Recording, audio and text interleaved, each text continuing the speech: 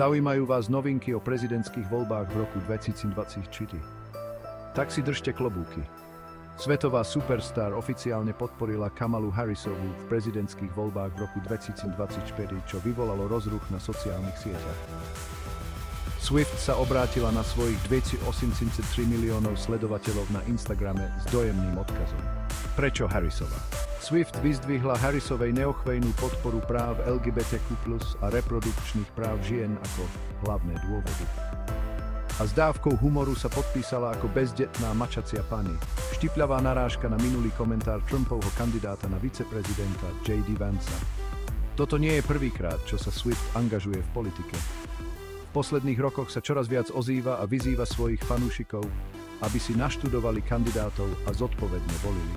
Harrisovej kampaň prijala podporu s otvorenou náručou a vyjadrila svoju vďačnosť. A čo Trump? Ten tvrdil, že o podpore nič nevie. Očakáva sa, že Swiftovej verejná podpora aktivizuje mladších voličov, demografickú skupinu, ktorá by mohla byť v novembri kľúčová. Čo si o tom myslíte vy? Ovplyvní podpora Taylor Swift výsledok volieb? Podelte sa o svoje názory v komentároch nižšie.